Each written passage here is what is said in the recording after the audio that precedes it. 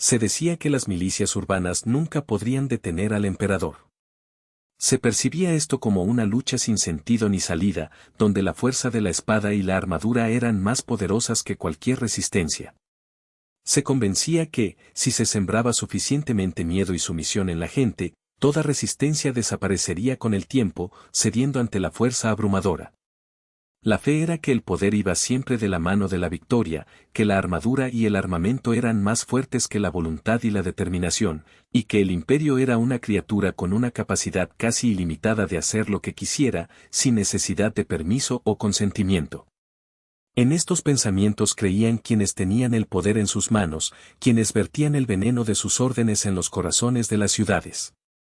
Pero un día, en una clara y honesta jornada del 37º año del 12º siglo, en un simple campo cubierto de polvo, situado fuera de las murallas de cualquier fortaleza o ciudad, ocurrió algo que cambió por completo la idea de poder. Aquel día, sin rey, sin nobleza ni promesas de gloria, un grupo de guerreros, desconocidos para ningún rey o duque, que no aspiraban a conquistar ni a crear leyendas, decidió defender el derecho más fundamental, el derecho a escoger su propio destino. Y en ese momento, uno de los gobernantes más poderosos de Europa notó cómo su confianza, que a menudo parecía inquebrantable, empezó a tambalearse. Por primera vez en mucho tiempo, sintió que en esa guerra también existían límites, que incluso las barreras más fuertes pueden ser rompidas si se unen frente a una amenaza común. Lo que sucedió no fue solo una batalla. Fue un golpe en las entrañas, en el momento en que el imperio comprendió que su fuerza no es absoluta, que tiene límites, y que más allá de ellos acecha la debilidad y la posibilidad de derrota. A mediados del siglo XI, el norte de Italia no era un solo estado unido bajo un solo gobernante. Era una región compleja, fraccionada, formada por ciudades-estado independientes y pujantes. Algunas como Milán, Brescia, Verona y Cremona prosperaban gracias al comercio, contando con sus propios mercados, gremios de artesanos, consejos y tribunales. Lo más importante era que sus habitantes aprendieron a gestionar sus propios destinos sin intervención externa, lo cual consideraban la norma natural. Pagaban impuestos en sus propias arcas municipales, respetaban sus leyes y rendían cuentas ante consejos formados por los ciudadanos ilustres de esas ciudades. Pero para el emperador del Sacro Imperio Romano Germánico, eso no era suficiente. Le parecía que todas esas autoridades urbanas eran una rebelión y un desafío a su superioridad. El emperador Francisco I, más conocido como Barbarroja, pensaba que el norte de Italia debía estar en su zona de influencia, y no gobernarse a sí mismo. Consideraba que esas ciudades, que designaban jueces y recaudaban impuestos sin su consentimiento, actuaban como unidades independientes que no estaban bajo la autoridad imperial, lo cual resultaba sumamente peligroso. Para Barbarroja, y estaba firmemente convencido de ello, no se trataba solo de dinero. Era cuestión de control, de poder. Él creía que la independencia de las ciudades italianas amenazaba su autoridad y, en última instancia, destruiría toda la estructura imperial. Durante las campañas de 15 años en los años 1150 y 1160, Barbarroja enviaba expediciones militares al norte de Italia. Cada vez, el resultado era el mismo, exigir la capitulación, la sumisión voluntaria o usar la fuerza. Algunas ciudades aceptaban de inmediato, esperando evitar el conflicto, otras intentaban negociar y obtener concesiones, y unas pocas resistían con obstinación. Milán se convirtió en un objetivo especialmente importante para el emperador, ya que era la ciudad más resistente. Cuando finalmente Barbarroja tomó Milán, decidió dejar en ella un recordatorio vívido y aterrador. Sus murallas fueron destruidas, los edificios arrasados y sus habitantes dispersados. Esta cruel represalia tenía como objetivo enviar una señal a todas las demás ciudades, someterse al emperador o enfrentarse a un destino similar. Sin embargo, para sorpresa de Barbarroja, el efecto que temía no ocurrió. Por el contrario, su terror unió a las ciudades italianas en una defensa común. Comprendieron algo importante: si cada uno se mantenía solo, sería fácilmente destruido, pero, unidos en una alianza, podían resistir cualquier fuerza. Así nació la Liga Lombarda, no un levantamiento contra el imperio, sino una alianza defensiva. Las principales ciudades acordaron entrenar conjuntamente sus fuerzas militares, intercambiar información y recursos, y resistir ataques conjuntos si fuera necesario. El emperador observaba cómo crecía esa alianza y, mes tras mes, entendía el peligro que pronto se convertiría en realidad para él. Si la Liga Lombarda se consolidaba, la influencia del poder imperial en el norte de Italia quedaría inevitablemente socavada. Por eso, en el año 1776, Barbarroja decidió dar un paso decisivo y final. Esta vez no realizó demostraciones de fuerza o intimidó al enemigo con su numerosa y concentrada fuerza militar, como lo hacía antes. Preparó no solo una proclamación solemne, sino una campaña militar definitiva, sin alternativas. Se convocó a caballeros de todos los rincones del imperio para sumarse a ese movimiento grandioso y destinado a marcar el destino. La base del ejército fue compuesta por unidades de caballería pesada, un potente y rápido cuerpo de ataque capaz de aplicar un efecto de golpe sorpresivo y devastador. En segundo lugar, se situaba la infantería y las unidades auxiliares necesarias para garantizar desplazamientos seguros y suministros. Este ejército no fue creado para sitiar durante largos periodos o para combates prolongados, sino para una acción rápida y aplastante. Su misión principal era clara y simple: localizar la Liga Lombarda, derrotarla en combate abierto, destruir su confianza y sus esperanzas. Barbarroja estaba firmemente convencido de que así era la única forma de acabar definitivamente con la resistencia. En su experiencia, las milicias urbanas y las formaciones armadas municipales no podían compararse con las tropas de caballería profesionales. De igual manera, los comerciantes y artesanos no podían enfrentarse a los profesionales.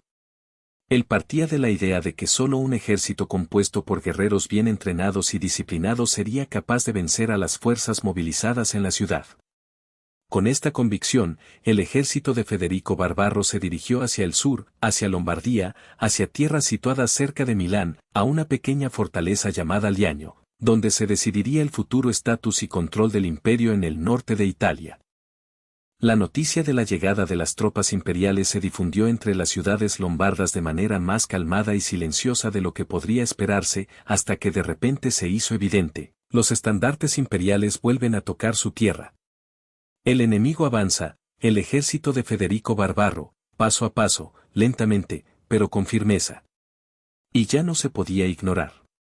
Los exploradores informaron que caballeros de diferentes regiones del imperio se estaban reuniendo, que estaban siendo seguidos por carros con alimentos y equipamiento, que se trataba de un movimiento que solo ocurre cuando un gobernante espera una batalla, y no negociaciones.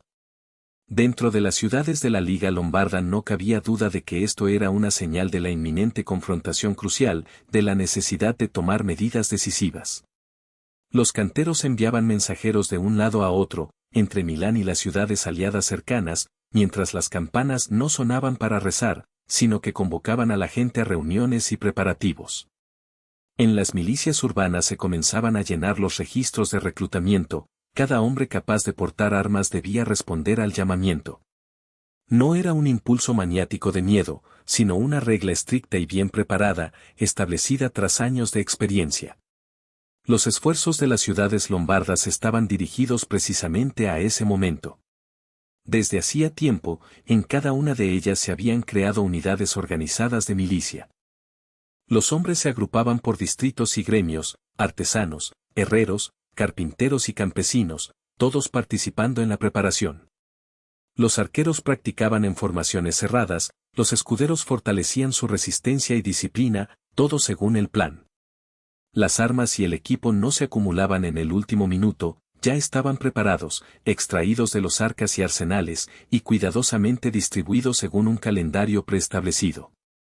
Incluso las parroquias contribuían con metales y materiales importantes en caso de emergencia: conchas, espadas, escudos, armaduras, todo destinado al equipamiento de los defensores de la ciudad. La alimentación y el agua también estaban calculados, se preparaban plataformas para los vehículos de transporte, se discutían rutas, y los secretos de la táctica aún estaban bajo secreto. No era un ejército que soñaba con atacar y conquistar, era un ejército que se preparaba para defenderse a toda costa, sin flaquear ante el enemigo. La dirección dentro de la liga se organizaba con máxima precaución y coordinación. A diferencia de los ejércitos de señores feudales o reyes, aquí no había comandantes autónomos que dieran órdenes ruidosas, como si prepararan un espectáculo para el público. En este sistema, los representantes de las ciudades, conocidos como rectores, desempeñaban un papel fundamental. Cada decisión se tomaba en conjunto, mediante esfuerzos colectivos, como resultado del trabajo coordinado de todos los participantes. Esta estructura de planificación fue una elección consciente y deliberada, ningún comandante arriesgaba su vida por la gloria personal o ambiciones propias. No se apostaba a la improvisación, todas las decisiones y acciones se tomaban considerando la seguridad y la protección de las ciudades. Y si una operación fallida significaba la desaparición de Milán como último bastión importante, entonces, en consecuencia, el destino de toda la territorio protegido por la Liga pendía de un hilo. En el centro de toda esta preparación y planificación se encontraba un elemento, un valor importante, casi sagrado, el carro, una enorme carroza ceremonial que se transportaba directamente desde Milán al lugar de los combatimientos.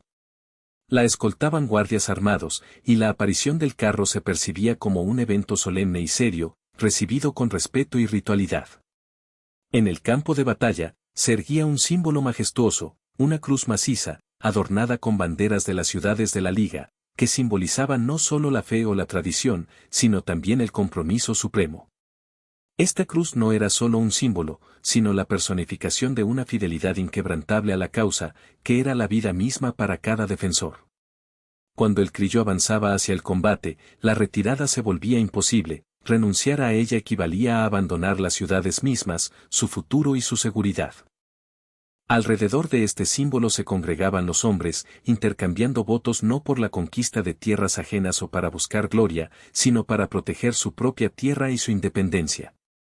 Su objetivo era mantener, no conquistar o expandirse, su estrategia se basaba en la realidad, no en ilusiones de optimismo. Comprendían perfectamente la fuerza de la caballería imperial y la reputación de los ejércitos imperiales pesados, por lo que su plan era limitar el espacio por donde podría romper este golpe de caballería. En combate, se agruparían en un terreno resbaladizo y difícil de atravesar, que requería cohesión y coordinación. Su infantería debía mantenerse compacta y organizada, mientras que el criollo ocupaba la posición central, siendo un punto clave en la formación y sirviendo de apoyo a toda la línea de batalla. Si el enemigo atacaba con caballería, ésta tendría que enfrentarse con escudos y lanzas, y en caso de aumentar la presión, la infantería retrocedería hacia un punto claramente visible y resistente, su centro fortificado. En esos momentos, el temor se propagaba rápidamente, cuando los soldados se sentían solos, perdían determinación. Por eso, el ejército de la Liga ya había planeado de antemano eliminar esa sensación de soledad, haciendo imposible que surgiera. Al mismo tiempo, el ejército imperial avanzaba con confianza, ya que el comandante Barbarroja creía que la rapidez y el elemento sorpresa decidirían el curso de la campaña. Contaba con lanzar un golpe anticipado para sorprender al enemigo antes de que pudiera concentrar todas sus fuerzas. Él veía en el combate rápido una oportunidad para lograr una victoria decisiva. Pero la historia demuestra que los grandes ejércitos rara vez avanzan de manera perfectamente coordinada. Las patrullas de reconocimiento se cruzaban, pequeñas unidades se enfrentaban sin previo acuerdo, y los informes podían llegar con retraso o contradecirse entre sí. Como resultado, ambas partes se acercaron a un mismo punto, la zona cerca de la ciudad del Enano. Para la Liga Lombarda, esto significaba la necesidad de tomar una decisión crucial. Ya habían enviado a Crio hacia la línea del frente, llamando a las ciudades a actuar en unidad. Habían unido sus destinos y asumido el compromiso de defender sus tierras, consciente de que una disminución del espíritu combativo o una retirada en ese momento destruiría la confianza en toda la Liga. Por eso, decidieron resistir hasta el final. A través del campo abierto formaron sus filas, firmes y decididos. En el centro colocaron a Crio, preparándose para recibir el embate principal de las fuerzas imperiales. Sabían con quién tendrían que enfrentarse, con el gobernante más poderoso de Europa, con la caballería de élite, lista para un asalto y una ofensiva rápida. Su ejército había sido creado para destruir la resistencia, para combates rápidos y decisivos.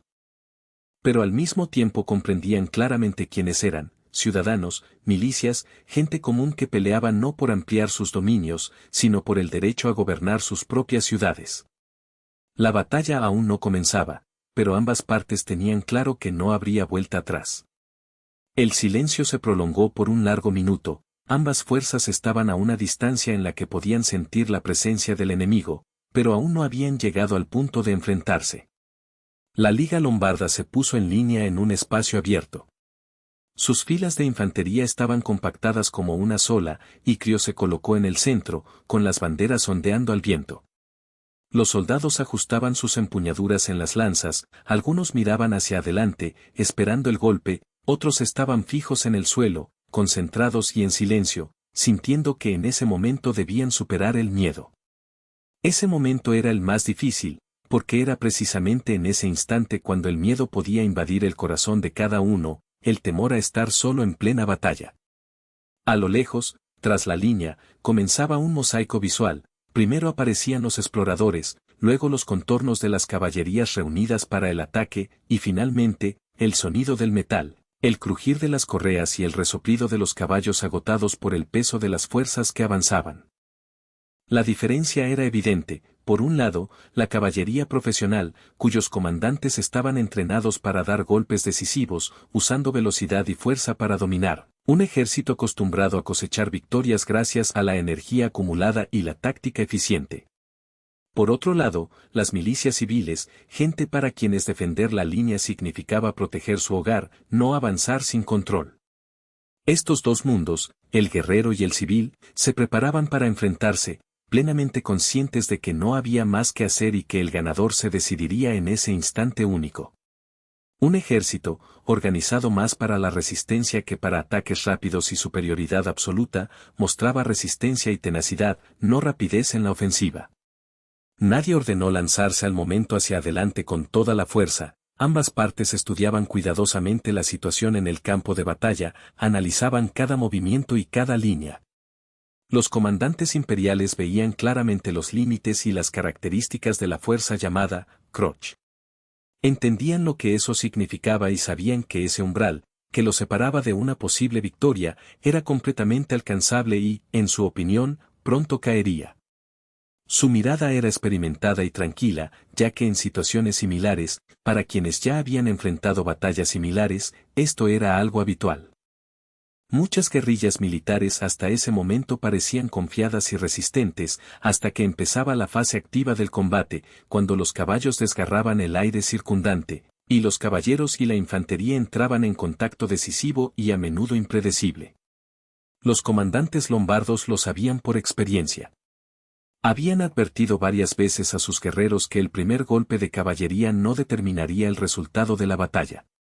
Lo importante era lo que ocurría después del primer choque y cuán rápidamente las partes lograban acercarse unas a otras. No de inmediato, no en un solo momento, sino gradualmente, en etapas. Grupos pequeños se aferraban a los extremos del frente, y allí comenzaban pequeños enfrentamientos, donde los combatientes entraban en pelea con el enemigo, mostrando su determinación y resistencia. El estruendo y los gritos de advertencia se sucedían rápidamente. Cuando una de las partes empezaba a tener dudas, éstas desaparecían tan rápido como aparecían. Y de repente, sin advertencia, todo cambió. La caballería de los imperiales se lanzó hacia adelante. Al principio, sus movimientos eran controlados y moderados. Avanzaban con pasos calculados y precisos, intentando abrirse caminos sin pérdidas innecesarias. Luego, el ritmo se aceleró. Las patas de los caballos golpeaban el suelo con mayor intensidad, la tierra temblaba por la multitud de cuerpos en movimiento. Las riendas se tensaban, y los caballeros, sosteniendo lanzas en posición vertical, se acercaban rápidamente al enemigo. La armadura brillaba al sol, y las bandas de metal reflejaban una luz intensa, creando una imagen amenazante y poderosa de la fuerza que avanzaba. Era el momento que la mayoría de los estrategas habían previsto con anticipación, el momento que toda la liga preparaba, cuando debían resistir el primer empuje y hacer entender al enemigo que la resistencia era posible. La primera línea del enemigo resistió el impacto. Algunos soldados fueron retrocedidos o tumbados al suelo, y los escudos empezaron a fracturarse bajo el peso de la batalla que temblaba. Por un instante, pareció que la formación comenzaría a desintegrarse, a romperse y a dividirse, así terminan con frecuencia los ataques de la mayoría de los ejércitos de guerrilla. Sin embargo, en lugar de huir o entrar en pánico, los infantes latinos, lombardos, dieron un paso diferente. No se dieron la vuelta ni huyeron en dispersión, sino que se concentraron, estrecharon su formación, movieron sus filas hacia adentro, más cerca del centro de la lucha y de Croce. Las órdenes sonaban de forma clara y concisa: mantener la formación, mantenerse juntos, no dispersarse. Cada palabra fue pronunciada de manera que la cohesión de las filas, para que los combatientes se concentraran y no se dispersaran por el campo. Y, a pesar del polvo y el ruido, Croce permanecía a la vista. Sus estandartes no caían y la cruz en su cima permanecía recta y estable. Este pequeño pero importante elemento era un símbolo de confianza y resistencia para toda la formación. En el caos de la batalla, precisamente la claridad y precisión de las formaciones servían como un arma poderosa que fortalecía el espíritu de combate.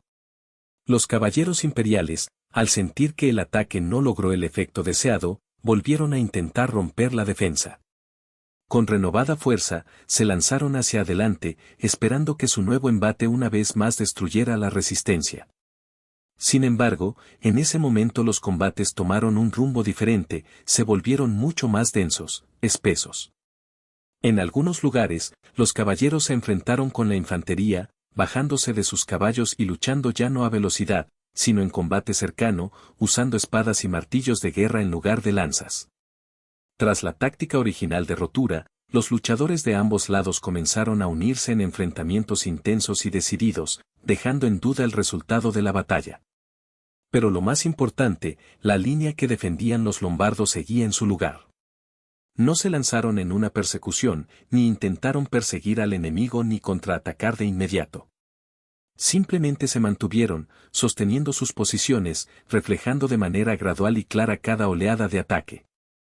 Cada intento fallido de romper la línea agotaba las fuerzas de la caballería imperial, mientras que cada retención reforzaba la confianza de los lombardos en la victoria. El temor, las inquietudes y el pánico que en un principio amenazaban con apoderarse de las fuerzas bajo su control comenzaron a retroceder, convirtiéndose en esperanza y decisión. Los hombres que inicialmente estaban dispuestos a morir ahora creían cada vez más en sus fuerzas y en la posibilidad de resistir. Y cuando la fe aparece en el campo de batalla de esta forma, difícilmente se logra destruirla rápidamente. Así, las tropas imperiales aún no perdían el control, pero durante la batalla ocurrió un cambio importante y visible. Por primera vez en todo el día, cuando enfrentaron una resistencia que consideraban destructiva, los lombardos permanecieron firmes, resistiendo un golpe que se consideraba mortal. Esto se convirtió en uno de los hitos clave: entender que incluso en el caos y la desesperación hay espacio para la resistencia y la fuerza. Esta revelación, que maduró en ambas partes, sentó las bases para los acontecimientos posteriores, porque la presión sobre ambas partes no disminuyó, sino que simplemente se desplazó. Tras los primeros ataques infructuosos, la caballería imperial volvió a reunirse y avanzó, pero ya no con la rapidez y el impulso de antes. Ahora, sus esfuerzos se concentraban no en roturas rápidas, sino en embestidas pesadas y poderosas que tendían a desgastar al enemigo. Se utilizaban no solo ataques a caballo, sino también unidades de infantería.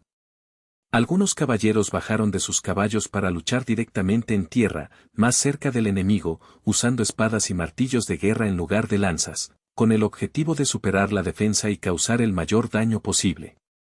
La batalla tomó el centro del campo de batalla en sus manos, aplastándolo con su firme agarre. A su alrededor, la tierra conocida como Curacho se volvió congestionada y brutal hasta el límite. Los guerreros se apretaban entre sí en una proximidad mortal, temían dar un paso en falso, porque no había espacio para moverse en absoluto. La lucha aquí se desarrollaba al límite de las capacidades, y así era como entendían el estilo de combate los soldados urbanos y los policías, acostumbrados a calles estrechas, aglomeraciones, a la necesidad de mantener el control del espacio y resistir durante largos periodos cuando la libertad de movimiento desaparece por completo. En contraste, la caballería imperial, que estaba acostumbrada a moverse en espacios abiertos y a las acciones de ataque, en esas condiciones perdía toda eficacia. Sus caballos entraban en pánico en esta congestión, tropezaban y se caían, los jinetes luchaban con todas sus fuerzas por volver a montar o liberarse del agarre. En ese mismo momento, en el centro del avance imperial, ocurrió lo que se puede llamar el primer giro serio en el curso de la batalla. Aquí, si hablamos en términos de lógica militar, empezó un verdadero estancamiento, cuando el impulso de combate desaparece, el control de las tropas y la comunicación entre unidades se convierten en una tarea difícil. Las señales se suprimían, los mensajes no llegaban, las órdenes llegaban con retraso o simplemente no llegaban. Como resultado, el ataque ofensivo inicialmente coordinado comenzó a desmoronarse en combates y enfrentamientos locales que ya no formaban parte de una estrategia unificada. Al ver un momento tan crucial, los comandantes del ejército lombardo no optaron por un avance espectacular o un ataque desesperado. En cambio, comenzaron a actuar con cautela, aplicando presión. Los infantes de marina, frescos, se desplazaban uno tras otro hacia el lugar del enfrentamiento, cerca de Curacho, preparándose para entrar en combate según fuera necesario. Los enfermos y heridos eran rápidamente retirados para dar espacio a nuevas fuerzas. En el centro, se llevaban a cabo maniobras más delicadas, pero no menos importantes, los lanceros insertaban sus picas en brechas que hacía un minuto parecían intransitables, y las líneas de defensa tapaban nuevos agujeros. Solo era necesario resistir para cansar al enemigo, y eso era suficiente. Sin embargo, en ese momento empezó lo más peligroso para el ejército imperial. De repente, en la zona central, las unidades de caballeros fueron rechazadas hacia atrás por separado, lo cual fue una desagradable sorpresa para ellos. Los baneretes se bajaron la cabeza, la formación se giró y la estructura se debilitó. En un instante, la confusión se apoderó de los combatientes, y el pánico y los rumores se extendieron por el campo. Entre los guerreros circularon rumores de que el emperador había sido arrojado de su caballo, de que la guardia imperial había sido atacada, de que el centro de la defensa se derrumbaría en breve. Que estos rumores fueran ciertos o no, no tenía mucha importancia, lo principal era que la gente creyó en ellos. Como resultado, las tropas imperiales empezaron a retroceder lentamente para mantener sus posiciones y no quedar rodeadas. Algunos se reagruparon nuevamente, recogieron fuerzas, otros por primera vez en toda la batalla dieron vuelta a sus caballos en dirección a Curacho. Este pequeño, pero sumamente importante gesto, resultó ser determinante. Los infantes lombardos sintieron el cambio y la tensión comenzó a disminuir. La presión se relajó, la resistencia se debilitó y, por primera vez en todo el día, sus acciones comenzaron a cambiar de estrategia. Comenzaron a avanzar, no impulsivamente ni con la intención de perseguir a los derrotados, sino creando un avance suave y controlado desde el centro hacia los flancos. Escudos al frente, lanzas clavadas, y la línea imperial se tensó y empezó a doblarse. Entonces, por el agotamiento acumulado y la vulnerabilidad, la defensa que parecía invencible empezó a desmoronarse.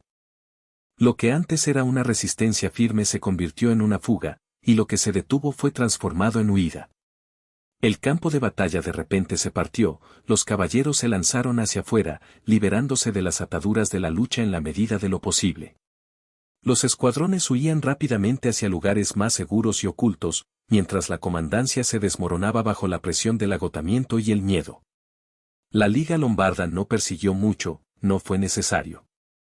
El campo de batalla ya les pertenecía, y la victoria era evidente. Al anochecer quedó claro que las fuerzas imperiales abandonaban el campo a su criterio, de manera desorganizada pero completas. El escudo y las armas quedaban dispersos por toda la lisa, las dotaciones de comercio y los caballos heridos y destruidos apenas se mantenían en pie, como si toda su energía y esperanza los hubieran abandonado. Ni gritos de júbilo ni cánticos de alegría se oían, solo un largo y pesado zumbido de fatiga y resignación. En torno a Curacho, los soldados de la infantería lombarda finalmente esperaban, manteniéndose en posición de combate, como si quisieran redimir lo que quedaba de la batalla pasada y darse un respiro después del gran y duro enfrentamiento. En ese momento, aún no era claro si la batalla había terminado de manera definitiva e irreversible. Los combatientes y comandantes, al estar en el campo, comprendieron que solo la experiencia y la amarga prueba les habían enseñado a ser sumamente cautelosos en situaciones similares. Solo cuando quedó claro que el ejército imperial ya no iba a volver a la lucha, la tensión que flotaba en el aire empezó a disiparse lentamente. Las personas, cansadas y agotadas, bajaron lentamente sus escudos, los quitaron y se apoyaron en ellos. Algunos, ya incapaces de sostener sus armas, simplemente se sentaron allí, en el campo de batalla, en un estado de alivio moral y físico. Otros buscaron en silencio entre los heridos a conocidos o familiares, amigos, parientes, aquellos que estuvieron cerca durante toda esa cruel lucha. No era una celebración, ni una victoria por la cual valiera derramar sangre. Era más bien una sensación interna de alivio, la certeza de que el peligro había pasado, que no se tuvo que caer víctima de la derrota. Más allá del extremo del campo, por ambos lados, la retirada del ejército imperial continuaba. En ese momento, las unidades en retirada se movían de forma desorganizada, sin un plan coherente ni coordinación. Los valientes caballeros que aún estaban vivos se agrupaban en pequeños grupos, contaban las pérdidas, buscaban entre los aliados caídos a quienes habían logrado salvar. Toda la imagen mostraba que la victoria estaba lejos de ser definitiva, pero el acorde final de la lucha ya se había escuchado. El emperador, sin esperarlo, logró conservar la vida, sin embargo, la supervivencia no significaba que mantenía el control de la situación. Por primera vez en toda la campaña italiana, Federico Barbarroja fue sacado del campo de batalla por una coalición, mediante la fuerza de las milicias urbanas, y no por muros fortificados o asedios. Este hecho se difundió rápidamente por toda la región, convirtiéndose en objeto de conversaciones y rumores. Los embajadores se apresuraron a enviar informes al norte y al sur para transmitir el mismo mensaje: el emperador había sido detenido. Dentro de las ciudades lombardas prevalecía una cautela contenida, pero visible. La Liga de las Ciudades Lombardas hizo lo que se consideraba imposible, resistió el embate, frenó el golpe, se unió y salió victoriosa. Fue un acontecimiento que sorprendió la percepción de quienes estaban alrededor. La mayoría pensaba que ya no existía rival para el imperio, que éste había sido roto o destruido. Pero los líderes de la Liga entendían una verdad fundamental: esa victoria no significaba que el imperio hubiera desaparecido por completo ni que estuviera completamente capturado. Barbarroja aún disponía de ejércitos, poder y capacidad para nuevas campañas. La diferencia residía únicamente en el nivel de presión y en la capacidad de imponer sus condiciones e intereses. Lo que cambió de forma definitiva fue el nivel de influencia y presión. Hasta Lonato, las negociaciones se llevaban a cabo bajo amenaza y presión, y después, bajo la influencia de la memoria de la derrota. Ahora, el emperador no podía simplemente contar con una obediencia incondicional y el miedo, su autoridad se volvió más vulnerable. Ya era evidente qué precio enfrentarían en futuras campañas en Lombardía, y eso ayudaba a fortalecer la posición de los adversarios. En los meses siguientes, Barbarroja adaptó su estrategia, alejándose de las acciones militares directas y concentrándose más en la diplomacia. En sus esfuerzos por reparar el daño causado por el conflicto, buscó evitar más destrucción y pérdida de recursos. El camino que eligió no lo llevó a otro campo de batalla, sino a la mesa de negociaciones, al diálogo y a los compromisos. Este camino diplomático, con el tiempo, cambió por completo el mapa del norte de Italia. Lonato se convirtió en símbolo de los cambios, no solo por la batalla, sino por un mensaje poderoso para toda la región. Significaba que el poder imperial, aunque grande, tiene sus límites. Que incluso las ciudades más fuertes, al unirse, pueden oponer resistencia e incluso detener a la autoridad más poderosa que impone sus condiciones. La Liga Lombarda no destruyó el imperio, pero sí lo obligó a escuchar las demandas y a oír la voz de las ciudades rebeldes.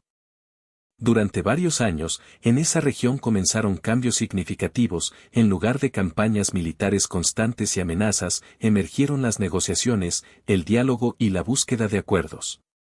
Las regiones obtuvieron el derecho a gobernarse a sí mismas, sin ser completamente independientes. Se trataba de un grado de autonomía. Y esa delgada línea entre libertad total y autonomía limitada se convirtió en un aspecto clave. Lonato demostró de manera convincente que la libertad política no siempre comienza con la conquista o la invasión. En algunos casos, comienza simplemente con una pausa y una detención para resistir y mostrar su fuerza. Han pasado siglos, y la escena de la batalla ha desaparecido. Los imperios se levantaron y cayeron, su historia continuó. Pero en lo más profundo del evento que ocurrió en Lonano surgió una idea que sigue viva. Esa idea es que las personas comunes, unidas en la defensa de sus hogares y familias, son capaces de cambiar el curso de la historia de tal manera que la expresión "no había nada que hacer para ese evento" se vuelva inadecuada. Por eso, Lonano quedó para siempre en la memoria como un símbolo de lucha y resistencia, como un testimonio de que incluso en circunstancias desesperadas, la fuerza de la unidad y la responsabilidad del pueblo pueden cambiar el rumbo de los acontecimientos y dejar una huella en la historia.